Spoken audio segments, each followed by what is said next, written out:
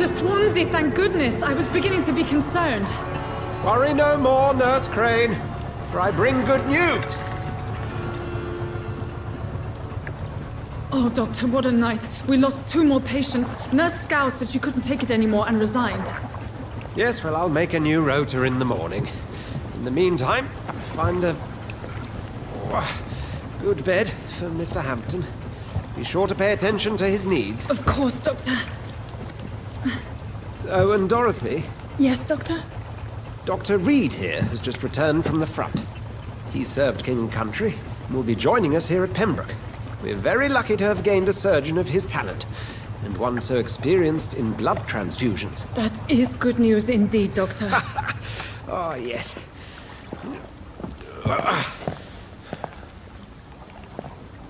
Here at Pembroke, it's not what we have, but what we haven't.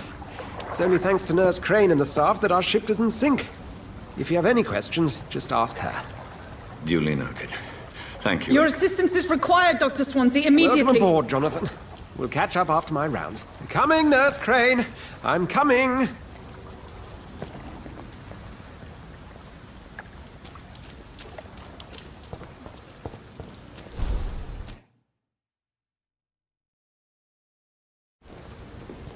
Nah, it's my turn.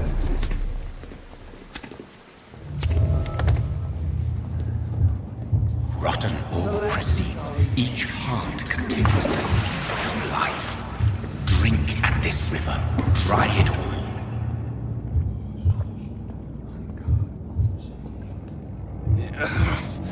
Oh, come on, you bastard! I won't bite. Sir, please. You've lost too much blood. Calm yourself. You think I didn't notice? Stop your staring and get me to an hospital, you arse!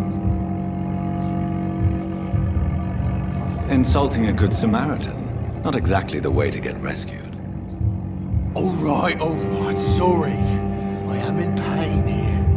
My guts are spilling out onto the street and you're yabbering on. Yes. That's a very nasty wound you've got there. Take my word, I am a doctor. Dr. Jonathan Reed. Name's Clay Cox. I'd appreciate you helping me to a better place, Doc. Follow me, Mr. Cox. Let me assist you to that better place.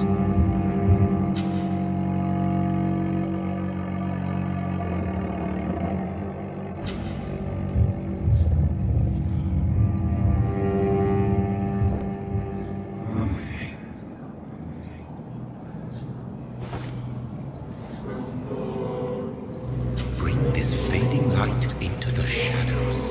Dance with him the dance of life and death.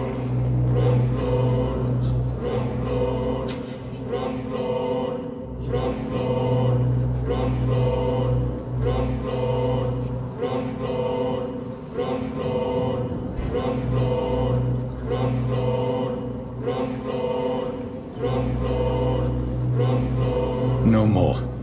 Not tonight. Not like this. I will not take another life.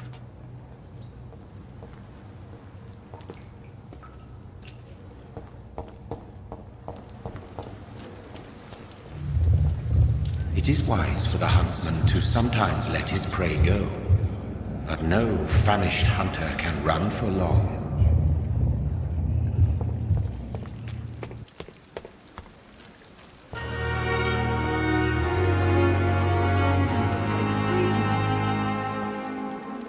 Doctor, where have you been?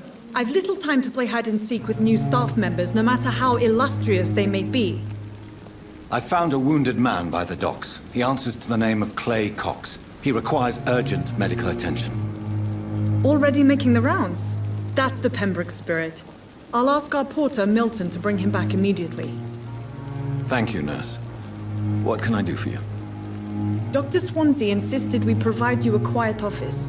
You'll find it on the 2nd floor with your name on the door. Thank you. Nurse Crane, isn't it? Yes, Dorothy Crane. Welcome to Pembroke Hospital, Dr. Reed. Your office has been prepared. I would like to ask a few questions first. And Mr. Hampton, the patient we brought in, how does he fare? I gave him a sedative to help him sleep. Poor thing was in quite a state of shock. What kind of man is Dr. Swansea? Well, you accepted the job from him. I thought you would have known about your employer.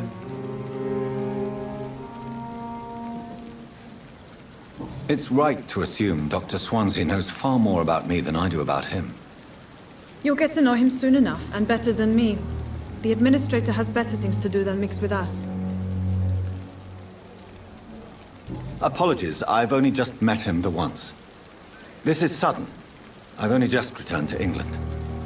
Dr. Swansea is a brilliant surgeon and the most compassionate physician.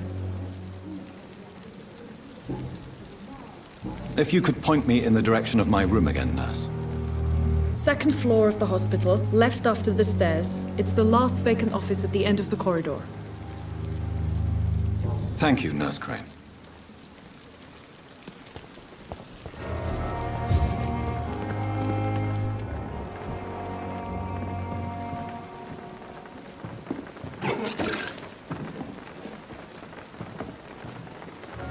Good evening, sir. So it is true. The famous Dr. Reed has joined us. I can't think of any better news during these terrible times. Do we know each other? Actually, yes. We met once before, at the Rockefeller University in New York. Dr. Tippett, yes, I remember. I was assisting Professor Carell in his research about coronary bypasses. He had nothing but praise for you. He was also very confident about your future. And look at you now. Eminent surgeon and blood transfusion specialist.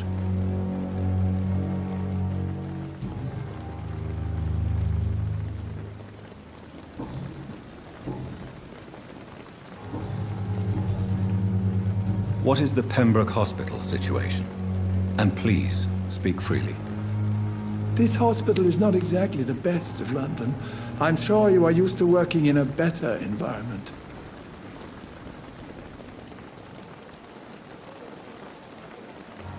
It's more than enough. In any case, the personnel of a hospital are much more important to me than the building. Don't be misled by appearances, Dr. Reed. This hospital does not lack talented people. It just lacks hope. What can you tell me about the staff in the hospital? Some are really good, and others are not so good. But during this troubled period, there is no time for slander. I prefer to focus on the positive character traits. Tell me more about cherished people, then. Nurse Brannigan is a pearl. She is the most helpful and dedicated nurse I've ever worked with. A clever and cheerful woman. You really seem to admire her skills. I'll go even further. If she was a man, she would be a damn fine practitioner. Any opinion about the management? I don't always agree with Dr. Swansea's reserve, but I must admit he does all he can to keep this facility running during this crisis. Ah, yes, the burden of command. I was fed up with this concept while serving as a medical officer. Don't get me wrong. Swansea's a good administrator. I just wish he would get out of his office now and again.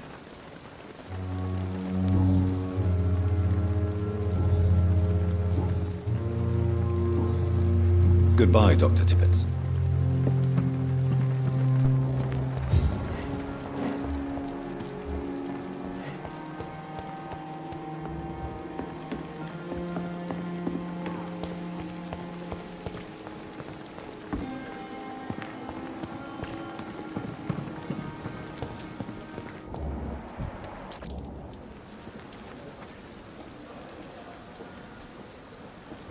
Good evening, sir. I'm Dr. Jonathan Reed. I'm new here. I've already heard about you, Dr. Reed. I'm Milton Hooks, the ambulance driver for this shithole of a hospital. That's quite a blunt introduction, Mr. Hooks. You can call me Milton. I like to speak my mind, Dr. Reed. Perk of the job. Don't judge me, and I won't judge you. I'm not sure I understand what you're talking about. Well, I'm no doctor, but I'm pretty sure a gun can't be used as a surgical instrument. You have a keen eye. I learned to shoot during the war, and have carried one ever since. Old habits die hard. No need to explain, Dr. Reed. And if you ever need a better gun, remember, I may have something for you.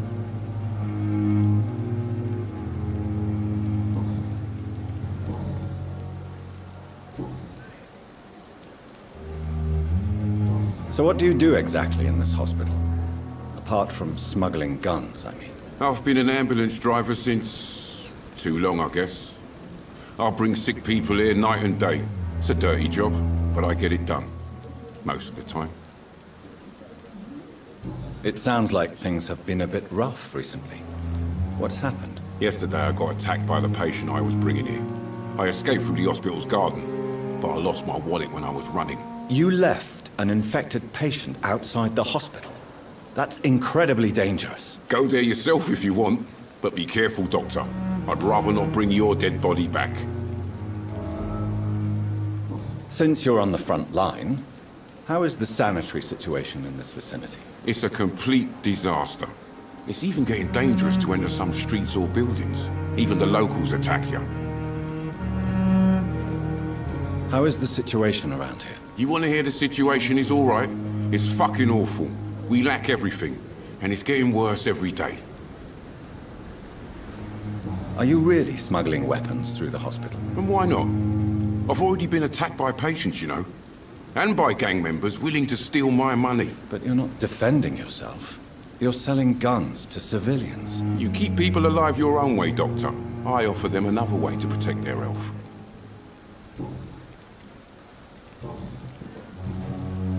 I'd like to see your goods. Wise choice, Dr. Reed. A reliable gun is what everybody needs these days.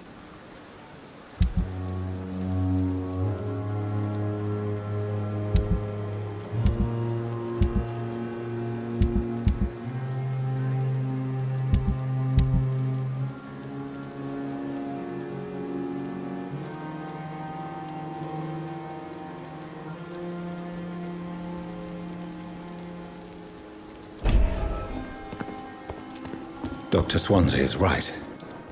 This place seems perfect to conduct my research. Time has lost its effect on me. But the suffering continues. Good evening, miss. I'm Dr. Reed, the new surgeon at the Pembroke Hospital. And who are you? Your name has no meaning to me, mortal. You're nothing but dust blown by the winds of eternity. I beg your pardon? What are you begging for, mortal? My clemency? Well, tonight maybe I'm inclined to mercy. You'll never forget the night you met Thelma Howcroft. You keep calling me mortal. Why is that? And if I'm mortal, what are you? Well, Dr. Reed, if you must know, I'm a vampire. And why do you believe you're a vampire? I don't need to believe anything. It is what I am. It is what I feel within this hollow shell of flesh. Please, describe to me how you feel. What is it like to be a vampire? I can hear my body crumble from the inside as my flesh cracks and fades. I sense the last pulse of pustulant blood within my drying veins. I need new blood. I see. Have you ever heard of Cotard's syndrome, Miss Howcroft? Never. It's a mental illness discovered by a French neurologist named Jules Cotard. The affected patients are delusional. They believe that they are putrefying, that they are dead, a ghost or a ghoul, or in your case, a vampire. Delusional, you say? Oh, sad and petty mortal. You can't even begin to understand the concept of immortality. And you think it is I who am delusional. I'm assuming you must be a patient here. Am I right, Miss Howcroft? It's only a cover. To hide from my enemies. I can leave whenever I want. As a woman, a spirit, fog, or bat. Who are these enemies you mentioned? Can you describe them? I cannot say for sure. But I sense their eyes on me from nearby. I feel them watching me every time I visit the garden near the morgue. The staff here are not your enemy. They're here to help you, to care for you. I'm not speaking of the doctors in white. I'm speaking of the men and women who hunt me. For I am a vampire! I see. Don't worry. These people will not find you here. I'll personally make sure they leave you alone. Thank you, mortal, but do not interfere with them, for you are no match for those that hunt me.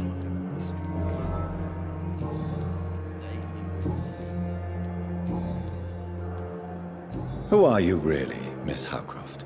I mean, apart from being a vampire. Is that not enough for you, puny mortal? What do you require? Proof of my powers? I'm curious to know who you were before becoming a vampire. It was such a long time ago, I don't remember. Centuries of unholy life can have strange effects on one's minds, you see? I'll leave you, Mistress of the Dark, to your nocturnal activities. Daily routine. Good evening, sir. Can I help you? Unless you're here to fix my face. No. I don't think you can help me. I'm Dr. Reed. I've recently taken the position of head surgeon here. War injuries, am I right? You guessed right, Doctor. German shell took my pretty little mug right off. But they still call me Thomas Elwood.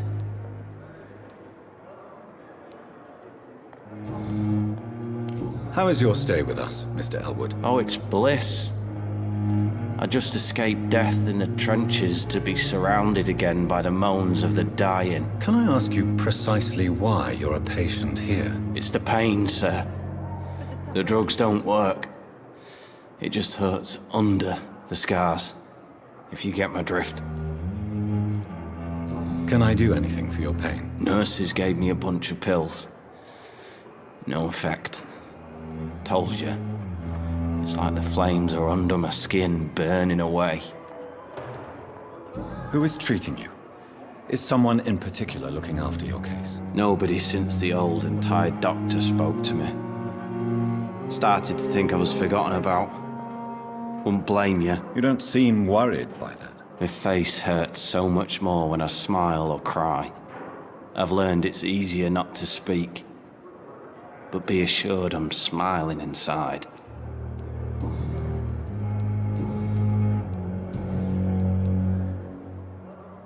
Where were you stationed, sir? Did you serve for long? I really don't want to talk about all this shit. No offense. I was pushing too much. I served in France myself. I just wanted to know what happened to you. You were an officer, weren't you? Then I doubt we fought the same war, sir. No offense. How close are you to Miss Hawcroft?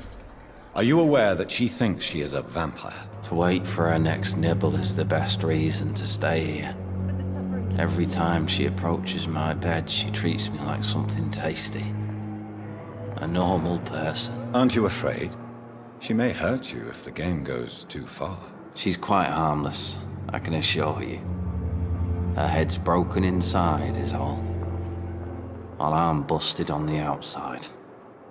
But she's still beautiful. Living proof that there's hope for me.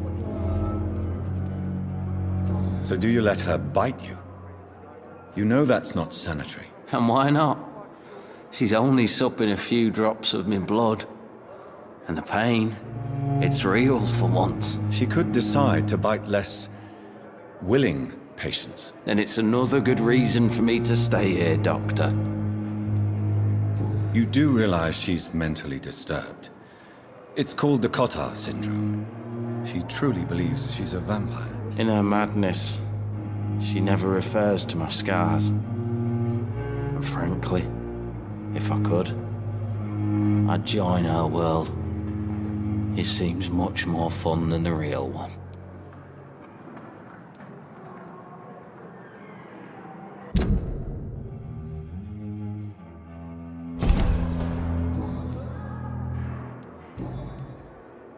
Goodbye for now, Mr. Elwood.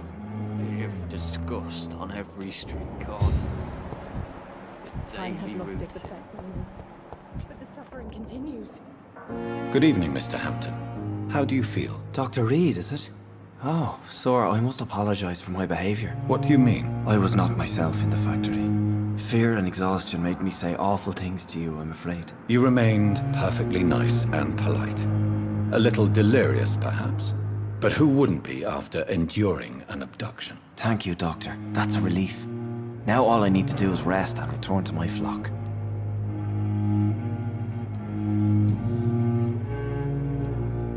Do you know Tom Watts, the bartender from the Turtle?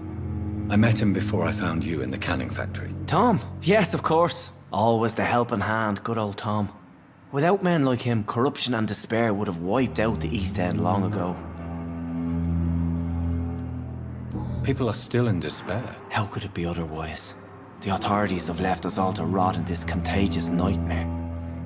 No drugs, no advice, nothing.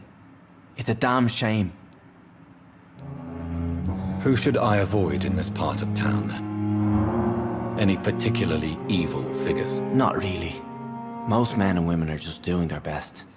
And it's not my habit to speak ill of people I know, Doctor. How did you end up in William Bishop's den? I had received alarming news about his recent behavior. I went to his place and he refused to let me go. Why did he abduct you? William was an alcoholic. His addiction suddenly changed to blood. I don't know why. Just like a patient I met here. This Miss Hawcroft. You dared to enter this awful place alone. You're a hero, Mr. Hampton. Or a fool. I'm just a man trying to help his friends, Dr. Reed. William Bishop was a conflicted soul, searching for light. What is the general situation in the East End docks? The situation has always been tough, with a lot of tensions between the gangs and the dockers' trade union. The wet boot boys are very nervous since they lost their leader. Who leads the gang now? Since Clay Cox went missing, it's his wife Edwina who runs the show, with the assistance of her minion, Booth Digby. Has the gang been threatening you? Ah, no. I've had this nickname for so long, you know, the sad saint of the East End. No one dares to bug a saint, not even criminals.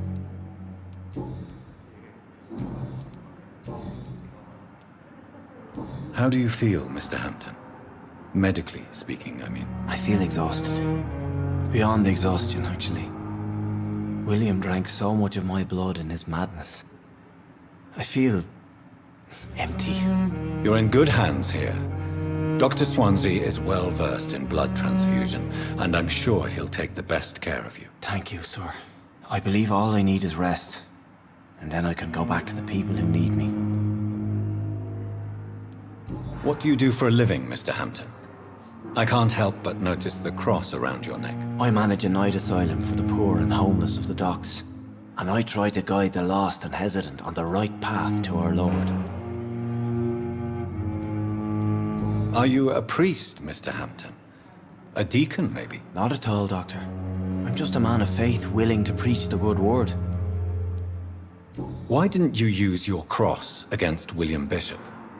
To repel him somehow? That's a very strange question, Doctor. A cross is no magical token, if that's what you were trying to say. Not mine, anyway.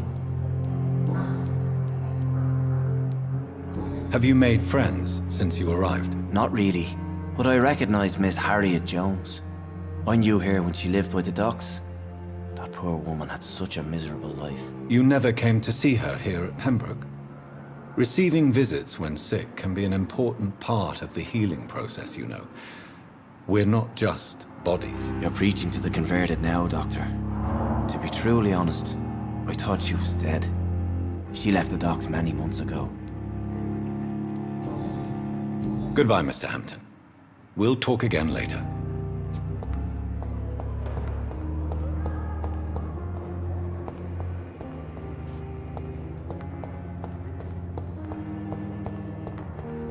I wonder what your last thoughts would be, Fear sir. and disgust on every street corner.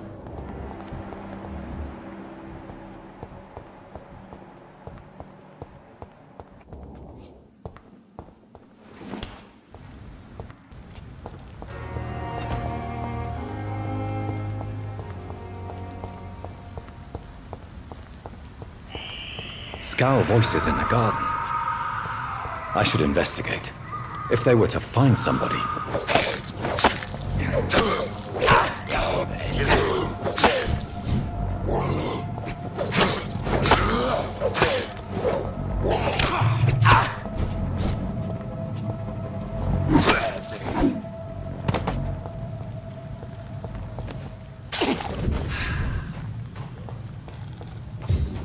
And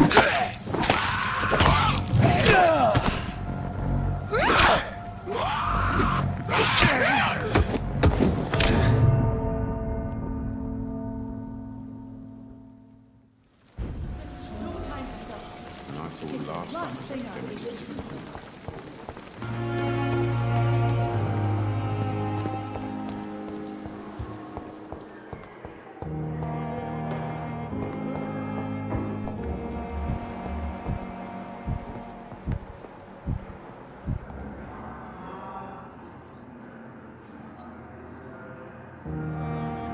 Good evening, sir. I'm Dr. Reed. I believe we're going to be colleagues. Reed? Yes, I've been informed about your arrival. I'm Waverly Ackroyd. Welcome aboard, I suppose. Does my arrival inconvenience you in some way, Dr. Ackroyd? Let us just say that I don't particularly share Dr. Swansea's enthusiasm for hiring you. What we need here are reliable professionals, not overrated dabblers.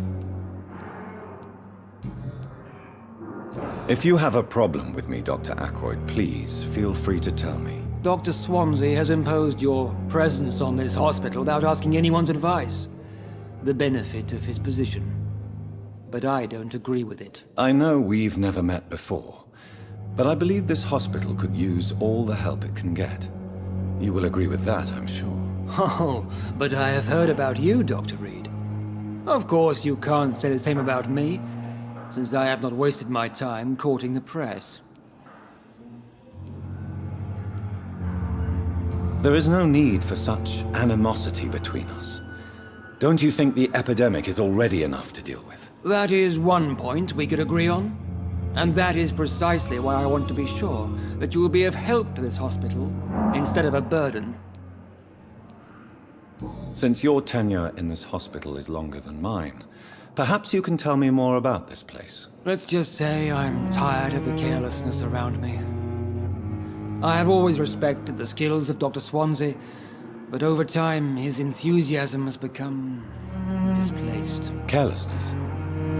Exactly what are you talking about? We're here to save lives. The people who trust us are not volunteering for experimentation. They're here to be healed. I don't intend to run any radical experiments, Doctor.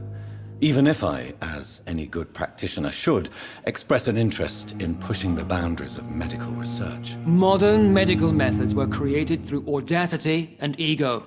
But there are rules in our line of work, and they're here to protect our patients.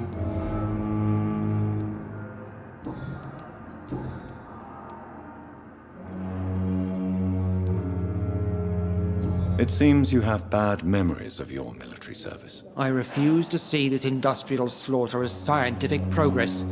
War only reveals the worst in men. We can at least agree on something, Dr. Ackroyd. I don't know what you've heard about me, but I have already proved my value as a practitioner. I don't question your skills, Dr. Reed, but your motive. Is it money, fame, or are you truly dedicated? And what exactly is that supposed to mean? I served in the war just like you. But unlike you, I did not use the wounded to play the modern sorcerer. Be careful what you insinuate, Dr. Ackroyd. I only want you to admit you used those men to improve your theories.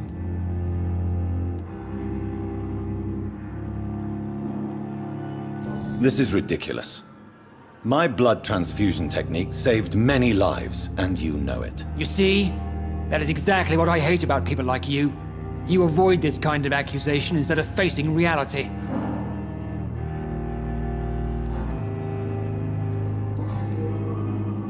Thank you for your time. We'll talk later.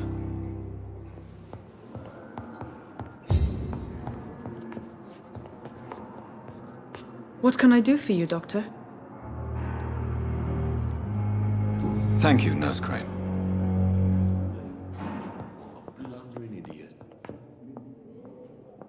Good evening, Doctor. I believe we're going to be working together. Dr. Reed.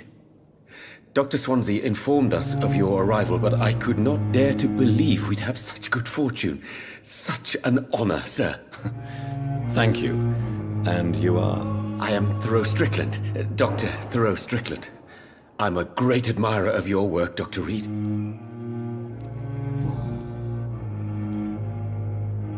What do you think of Dr. Ackroyd's aversion to modern medical methods? It's a shame he's so narrow-minded. Dr. Swansea taught me that science is about exploring uncharted territory.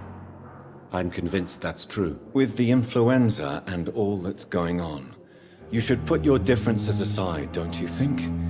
Why is it so difficult to work together? I believe that if Dr. Ackroyd had been the one to discover the transfusion process, he would be the first to recommend its use. So you believe it's just a question of jealousy and pride? Dr. Ackroyd is as proud as he is blinded by his obsolete concept of medical science. Please, could you tell me something about yourself? I'm a great admirer of your work concerning blood transfusion, Dr. Reed. I run my own experiments. I'm convinced it's the future. What made you choose to be a doctor? I'm not ashamed to admit you and your work have inspired me. I am honored to have the opportunity to work by your side. It's always a pleasure to share scientific and medical knowledge with someone eager to learn. I'll be glad to help you if I can. This epidemic may be the century's most terrible disaster, but I'm convinced that we, as doctors, are the only ones able to defeat it. I based my technique on my mentor's research. He helped me perfect my method. What is yours? I'd rather not talk about it. For now, it's just theories and first approach. My process is purely experimental and unsuccessful. As long as you're cautious and methodical, you may remain empty-handed, but you won't fail. You're not the first one to warn me, but I am convinced knowledge is the main weapon against the ravages of this epidemic. What can you tell me about the Pembroke? Well, it has always been an honor to work with Dr. Swansea. But with your arrival, I can't think of a better opportunity to learn about blood transfusion. You seem quite optimistic. It's a rare and precious attitude in these difficult times. I'm convinced that this epidemic is a test of endurance and dedication for us men of science. Questions remain about our capacity to resolve the situation. True. Last summer, during the first wave of the epidemic, I used to joke with Milton about the extra work. We're not smiling now. Do you need help with anything in particular? Well, yes, maybe. I'm waiting for a batch of products I ordered for my personal research, yet my supplier seems to have vanished. Do you want me to play the errand boy for you? Oh no, Dr. Reed. But if you went personally to his shop, what with your reputation and all, he wouldn't dare to refuse the products I need. I see. Well, give me the address, for I may pass by if I have time.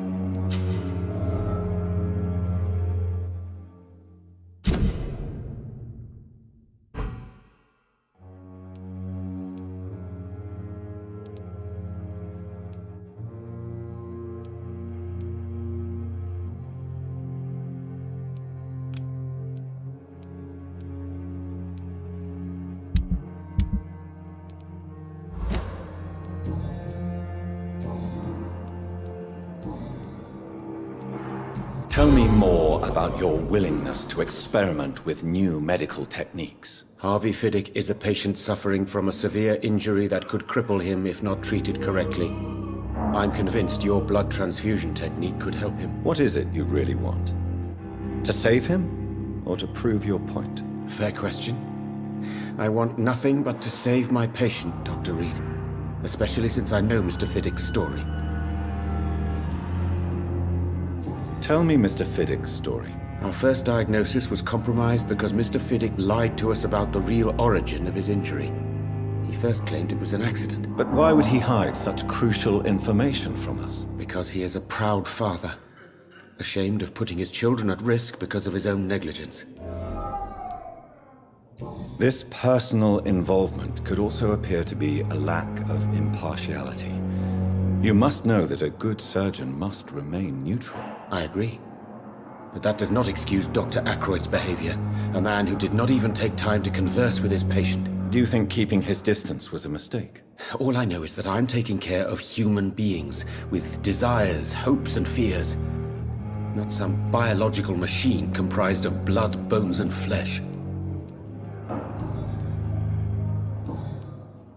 Goodbye, Dr. Strickland.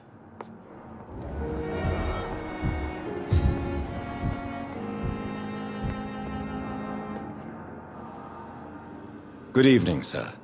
I'm Dr. Reed. May I help you? I don't know if a third opinion is needed. Your colleagues are already arguing about my condition. I see. Would you mind telling me more about your situation? I'm Harvey Fiddick. All I want is to get me bloody arm fixed properly. Tell me about yourself, Mr. Fiddick. I'm just a regular guy waiting to get his arm fixed, so I can return to work and to my family. I was more curious about what you were doing before being hospitalized. I'm a carpenter, and a good one too. But that means I need both arms to feed my family, Dr. Reed. Are you satisfied with your treatment here? Well, it's clear that I've chosen a bad time to be injured. Forgive my bluntness, but you seem overwhelmed by cases of the flu. I won't lie to you about it. I'm afraid we are. Are you sure you don't want to operate yourself, Dr. Reed? I have the feeling you're very capable, and your colleagues seem to think so too. In other circumstances, you would be right.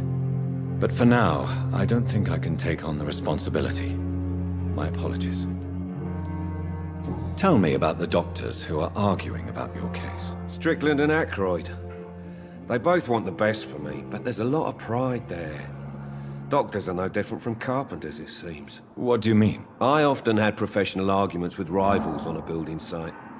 Difference is, I disagreed about wooden nails, not flesh and bones.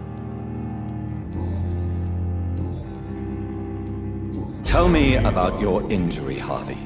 Why do you feel so guilty about it? My wife died because of me.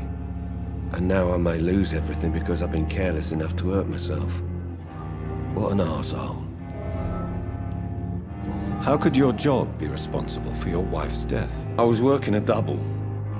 She went out to bring me a hot meal and got caught in a German bomb raid. You can't hold yourself responsible for your injury, Mr. Fiddick.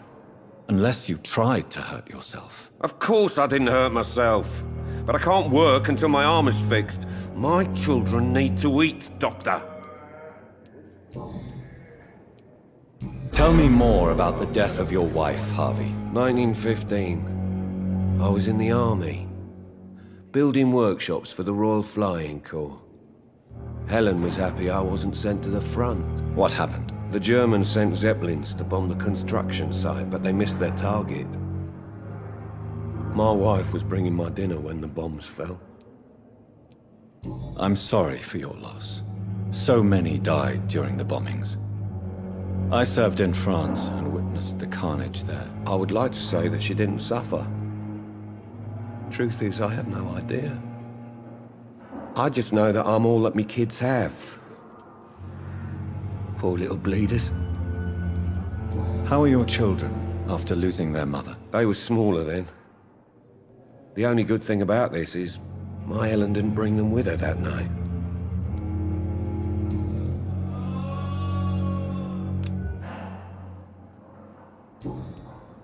Goodbye for now, Mr. Fiddick.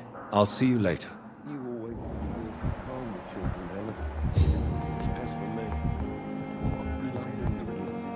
we have some of the most brilliant minds in London at Pembroke. I'm quite busy right now, Dr. Reed. Thank you for your time. We'll talk later.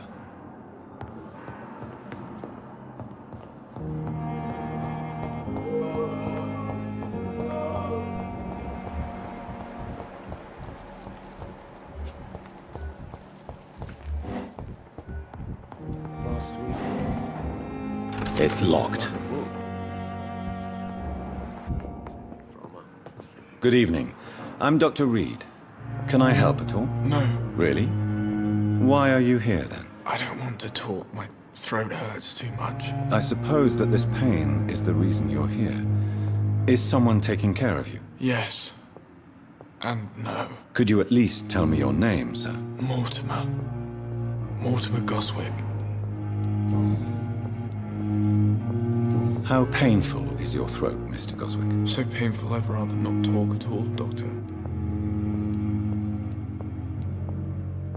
I'm sure you realize a doctor and his patient have to communicate, sir. Would it help if I gave you some paper and a pen? Not really. I see. Then maybe it's not just your throat that hurts, Mr. Goswick. Perhaps your sore throat is just the consequence of something more hurtful. Yes, maybe. But I don't want to talk or even write about it now.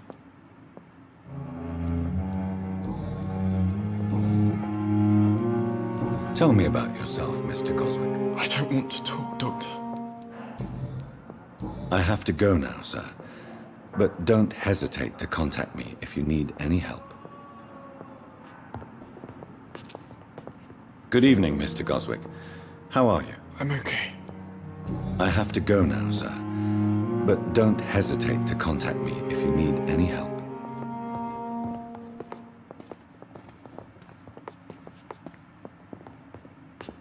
Good evening, madam.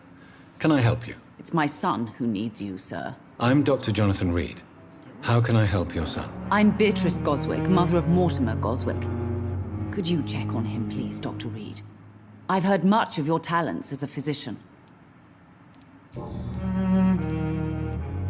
What can you tell me about yourself, Mrs. Goswick? Not much to say. Just take care of my Mortimer and I'll cover all the expenses. That's all that matters. May I ask if you have an occupation, Mrs. Goswick? I'm a teacher by profession. I teach young women who are more ambitious about their futures than their families. Are you really that rich? Most of the patients here are of a more humble origin, if I may say so. Yes, thanks to my husband. May he rest in peace. I can cover any needed medical expenses. What do you think of your reception here? Any complaints? I have had the uttermost reservations about this hospital since we arrived. But we had no other choice, considering the state of emergency. Is there something in particular that's bothering you? Some of the staff were not especially welcoming. I suspect they're not accustomed to dealing with patients of such social standing. Tell me more about your arrival at the Pembroke Hospital. What gave you such a bad first impression? The ambulance driver was quite rude, for a start. And that nurse, Miss Hawkins, seems to have quite a dubious attitude. What do you mean? She managed to secure a bed for my son despite the epidemic. It was a relief, but it wasn't cheap. She charged you for a bed? Yes, and I paid without question, considering the urgency of the situation. I share your concern, Mrs. Goswick. Be sure that I'll talk to the people involved. I don't expect compensation, Dr. Reed. But I'm aware such behavior would not be tolerated in other hospitals.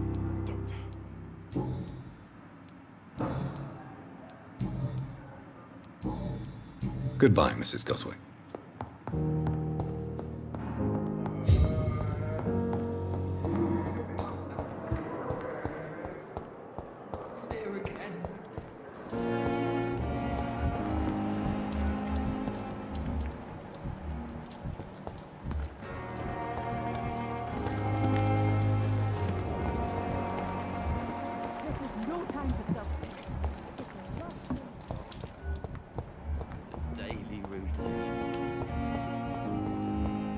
I cannot enter.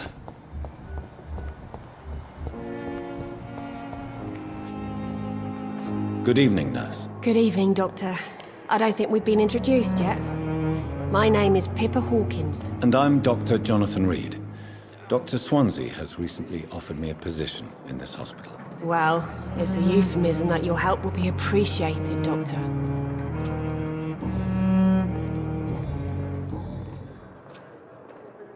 How would you describe the situation at the Pembroke Hospital? It's serious. The flu is wreaking havoc amongst the staff and patients. We are running out of everything. Nurse Hawkins, the Spanish flu won't last forever. Even the Black Plague didn't kill everyone. I wish I could believe you. But what if this epidemic was worse?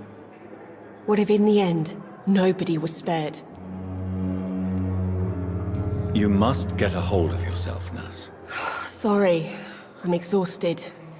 No one has any idea when this epidemic will be over. How long have you been a nurse? Or long enough to see that the epidemic is winning. And no matter how qualified you are, don't tell me you'll change that.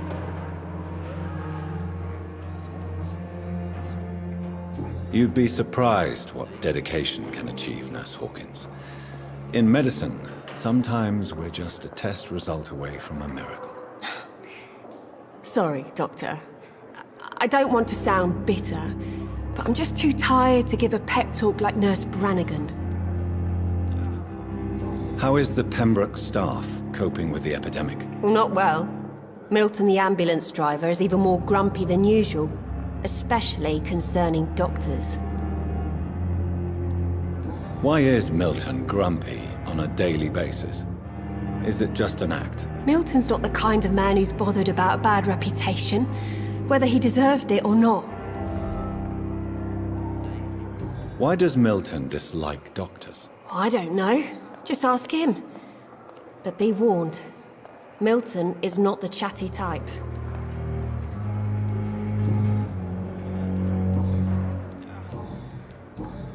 Goodbye, Nurse Hawkins.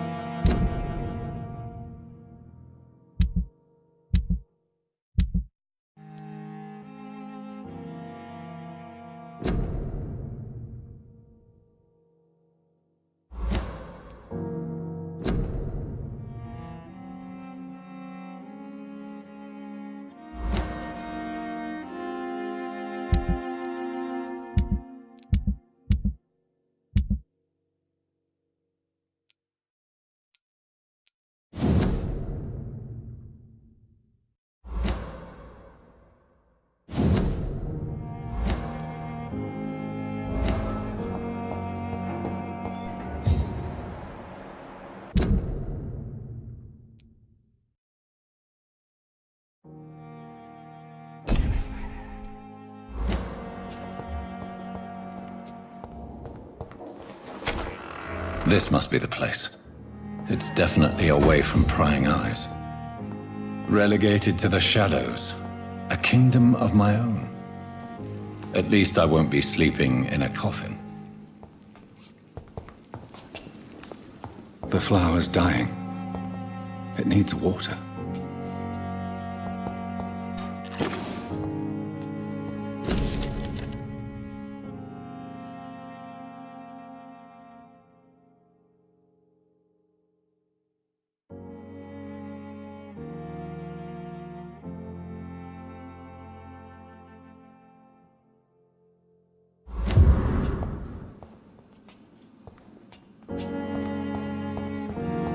The flower's dying. It needs water.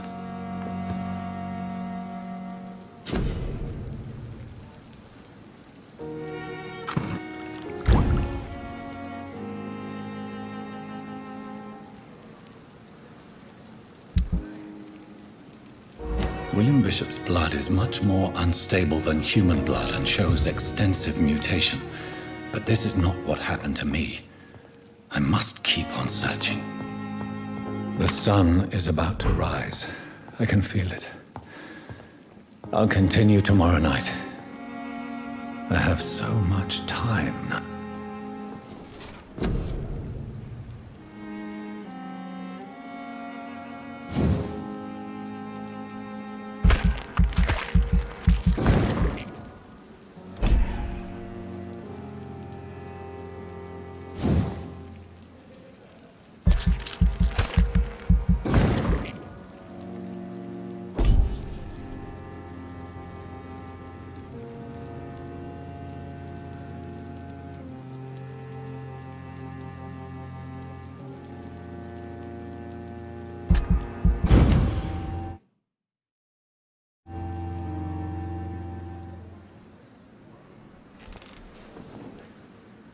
If I'm to stay here until my research is complete, I'd better learn to hide my true nature from the mortals.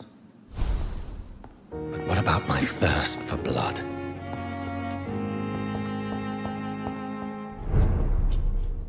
Hurry now, Doctor. It's freezing here.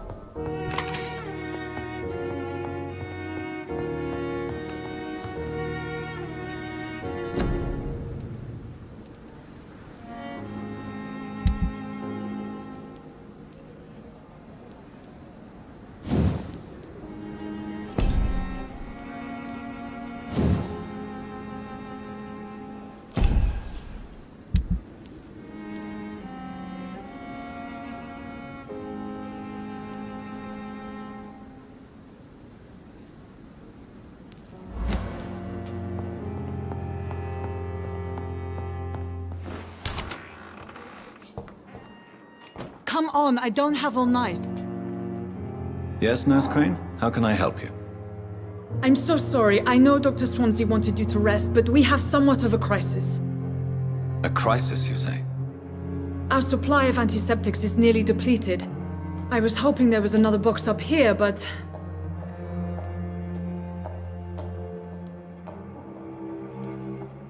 What type of hospital are you running? No antiseptics? You have been away too long, Doctor. With the war and now this epidemic, supplies have been running scarce for months now. I may have a solution. In France, during the war, drugs shortage was a daily problem, and we had to use our wits to overcome the shortages. However do you mean? If combined correctly, certain household chemical products can be used in a pinch instead. Now, where's the hospital storeroom? The storeroom? Fat chance. This is the Pembroke, and space is luxury we don't have. Everything used to be stored in the old morgue. Perhaps I should look there first. Where is this morgue? It's the large building behind the hospital. You'll need to go in the back door because it's been sealed off for sanitary reasons. Take this key. It opens a small back entrance at the end of a narrow street. The abandoned morgue behind the hospital. A small door at the end of a narrow street. On my way then. Thank you, nurse.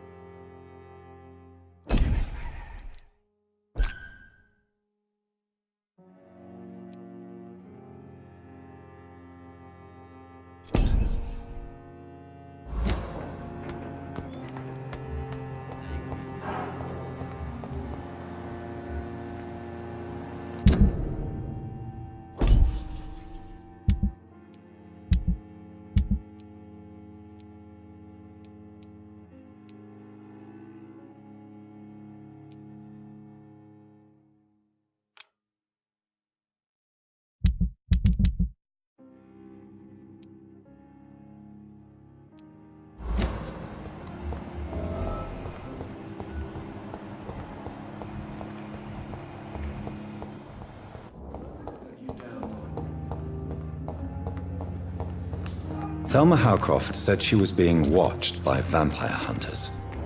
Where are they hiding? I should investigate. It's locked, all right. It's locked, all right. I'm sorry you ended up on my plain and cold medical bench, sir. I understand you must be very angry about an unfair situation. I managed to arrange to have you buried in the same place.